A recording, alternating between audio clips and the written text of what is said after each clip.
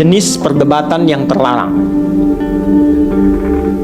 Nah, kita mulai pada yang terlarang dulu ya, karena di ayat ini kan kesannya itu menunjukkan kepada larangan. Alladzihum fihi mukhtalifun. Baik. Sudah? Jenis perdebatan yang terlarang.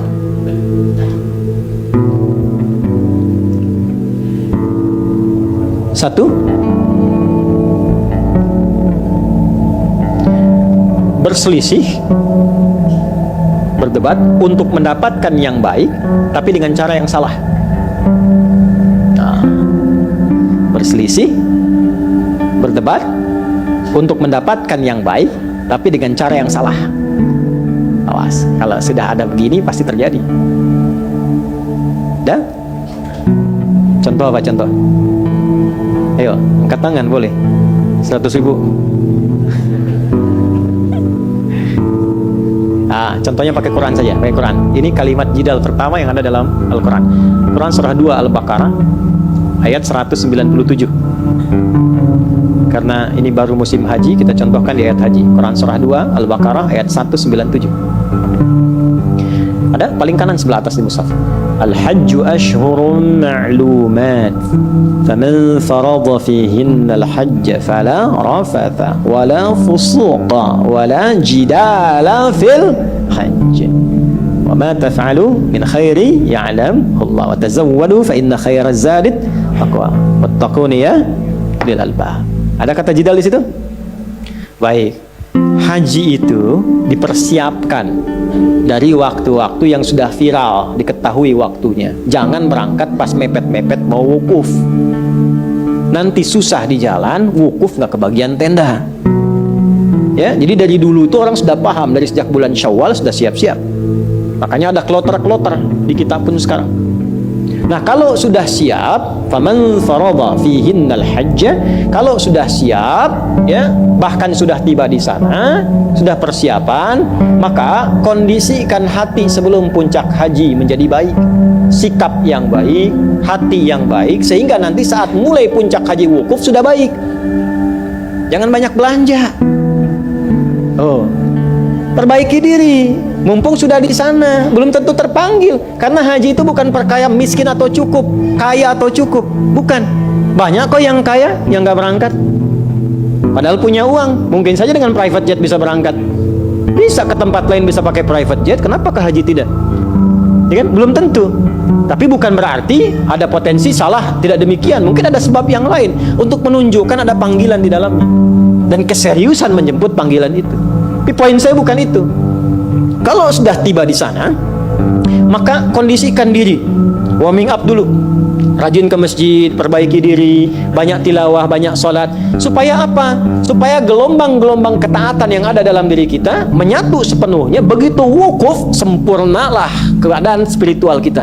Jadi kalau doa itu khusyuk, istighfar itu enak, itu nggak mungkin bisa terjadi kalau nggak ada pendahuluan sebelumnya. Mustahil. Nah, kadang-kadang dalam pendahuluan itu orang pengen banyak berebut, masuklah ke Masjidil Haram, tawaf kan? Nah, motivasi orang tawaf itu nggak semuanya tawaf biasa. Ada yang pengen cium Hajar Aswad. Mulailah terjadi jidal di sini. Coba lihat kan? Padahal kan nggak ada yang mogok. Kenapa dorong-dorongan? Ya kan? Menyungkurkan, menyingkirkan orang pakai calo gitu kan?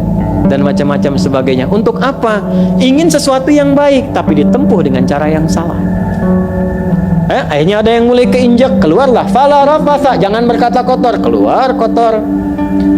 Rafas itu seakar dengan raus, kotoran hewan. Itu sindiran, kadang-kadang tanpa kontrol, ya, yang bagus keluarlah kata-kata hewani. Kok bisa kosakata kebun Ragunan itu, kebun betang Ragunan dibawa sampai ke Masjidil Haram? Kok injak, dasar kamu ABC dan sebagainya. Saya nggak punya kata-katanya itu. Yang paling unik tuh begini, yang injak orang Afrika, yang marah orang Sunda. Dia marah pakai bahasa Sunda, dia jawab pakai bahasa Afrika. Jadi antara yang marah dengan yang dimarahi sama-sama nggak ngerti. Ya, yang ini nggak paham, itu tawauh, gitu kan? Jadi sama-sama nggak saling mengerti. Problem jadinya, dan terjadilah jidal. Dan jangan jauh-jauh dibawa ke sana. Kadang-kadang antum pun menentukan tempat duduk itu begitu juga. Padahal sama-sama ingin mendapat yang baik kan. Saat pertama duduk ini kan, saya sudah tandain itu. Kenapa Bapak ada di situ? Mana tandanya? Tuh tertulis nama saya tuh, Roni, kan? Mana? Tuh buka di balik karpet ternyata. Itulah sebabnya dalam masuk majelis ilmu pun ada adabnya. Ada. Imam Nawawi itu sampai bikin kitab At-Tibyan fi Adab Hamalatil Quran. Kalau ingin cepat dapat ilmu, cepat paham, itu dari masuk pun ada adabnya. Ya, sekalipun nggak sampai masuk ke dalam, misalnya ada di luar, itu kalau mempraktekkan adab ini bisa lebih paham. Ya, karena esensinya itu keikhlasannya. Itu poinnya. Nah, ini yang mau saya tekankan. Ini adab yang pertama. Kalau disebutkan, itu pasti terjadi. Maka adabnya bagaimana? Menghindar dan menjauhi. Menghindar dan menjauhi. Kalaupun kita mengharap sesuatu yang baik, tapi berpotensi ada perdebatan yang melukai, maka menghindar dari situ, menjauh dari situ, dengan tetap bermohon kebaikan kepada Allah. Perhatikan jawabannya. Jika kita mampu melakukan itu, walau tidak berada di tempatnya, Allah akan mengabulkan lebih cepat dari orang yang berada di tempatnya. Tahu Raudhah di Masjid Nabawi, betapa banyak orang ingin masuk ke situ kan? Kita udah ngantri lama. Sekarang kan ngantri kan? Pakai online ngantri. Begitu masuk, cek, masuk tuh, ternyata penuh. Kebagian di belakang tiang. Kan tiang-tiang kan? Tiang dari sini ke sini. Yang ada yang sembunyi nggak mau keluar di sini nih. Sepaham itu tuh. Sini aja ngumpet sini gitu. Askar ke sini pura-pura gini lagi. Kan sini nih biasanya nih kebanyakan. Nah, ini ada tiang-tiang di sini. Penuh. Ini kita selalu share dengan teman-teman yang umrah, yang haji juga. Kalau sudah merasa penuh di sini, biasanya saya menyampaikan begini kepada teman-teman. Coba lihat peluang, masih ada di area itu enggak? Walaupun enggak harus sholat. Biasanya paling gampang, cari tiang yang dekat sini. Itu pasti ada space yang kosong. Berdiri aja sini, mohon minta. Ya, kan tidak dituntut sholat. Karena problemnya kebanyakan yang masuk ke situ pengen sholat. Nggak apa-apa, nggak dilarang, silahkan sholat. Tapi kalau nggak mendapati, kan bab yang paling pentingnya ini taman di antara taman-taman surga yang kalau minta dikabul. Kan nggak harus sholat. Kalau ada bagian tertentu yang kosong, masuk berdoa. Cuma sekarang ini pun penuh, nggak bisa ke sini. Jangan berdebat untuk mengeluarkan orang dari dalam. Apalagi sampai udah tahu di sini penuh, masih melangkah.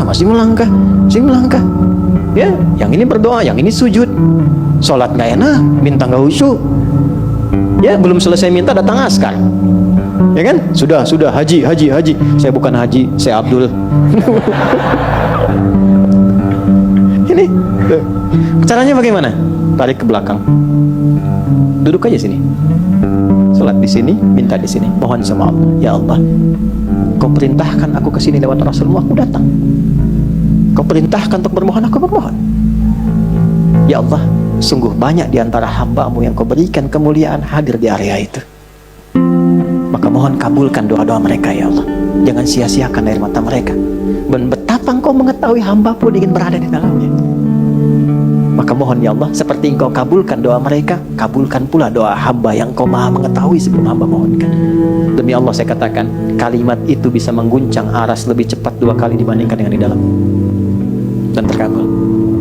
Saya berani mengatakan karena setiap kesempatan mendapati itu saya lakukan. Sama kasusnya dengan multazam. Teman-teman yang pernah umrah dengan saya pasti tahu. Kalau saya tawaf itu kan selalu saya dekatin kan. Sini, di sini. Kalau nggak dapat, sudah jangan ke belakang, tarik ke belakang. Biarkan yang di depan mendapatkan bagiannya, kita dari belakang memohon sejurus dengan ini. Dan ternyata terkabul. Gitu. Jadi kadang bukan merelakan, tapi menempatkan sesuai dengan fikihnya. Karena Quran yang bicara, Quran yang minta. Jangan lakukan, jangan berdebat. Esensinya kan dikabulkan. Karena tujuan meminta itu untuk ketaatannya, bukan mengkultuskan tempatnya. Makanya Umar kan komennya demikian. Kalau bukan karena Rasul perintahkan, gak akan kucium batu ini. Gitu kan? Bukan itu poinnya. Karena diperintahkan kita masuk. Nah perintahnya kalau begini jangan berdebat, mundur, minta, mohonkan. Intinya kan dikabulkan. Cuman problemnya orang kesana sekarang bukan mintanya, update statusnya. Klik berjuang mendekati Hajar Aswad.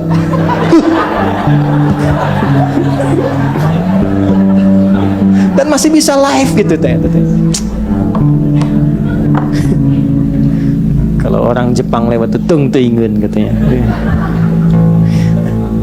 Itu poinnya. Paham ya? Itu prakteknya. Jadi kalau spirit, saya tidak terbiasa cuma menyampaikan begini, itu selesai. Baca pun Anda nggak usah ikut ngaji, selesai. Tapi kita nggak akan dapat 25 poin itu. Babnya begitu. Ya, bukan hanya perdebatan-perdebatan biasa. Kalau ada yang diinginkan baik, tapi di situ ada ya perdebatan, perselisihan yang memungkinkan terjadi pertikaian, mengalah, mundur.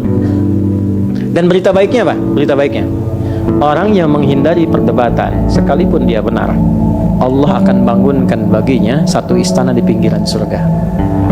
Kalimat Nabi, hadis selesai. Dan Anda nggak usah tanya kenapa di pinggiran ya Rasulullah. Yang penting dapat. Ya kan? Nah, pada itu kan berita baik, artinya masuk kan ke situ. Ya kan? Ya masuk aja belum jelas gitu kan. Yang penting dapat. Itu dapat. Orang banyak nanya sekarang ini, subuh 2 rakaat masih ditanya. Kenapa subuh harus 2 rakaat? Itu aja ente terlambat, Joni. Ya kan? Balik sini, sudah paham ya? Nah, kalau sudah paham, praktekkan. Ya, masuk majelis ilmu penuh, jangan maksa, nggak usah diterobos, nggak usah. Agak geser, tenang, pelan-pelan. Nah, yang di dalam, kalau merasa masih luas, kasih space. Itu dapat pahala dari Allah, dinaikkan derajatnya. Tapi kalau sudah penuh, jangan dipaksa, samping, ya kan? Tapi Ustadz, suaranya nggak jelas, kasih tahu panitia, pelan-pelan. Alhamdulillah sekarang bisa direkam kan, diulang, dilihat. Itu kalau kita bisa lakukan, mohon kebaikan, dapatnya bisa lebih banyak. Jelas?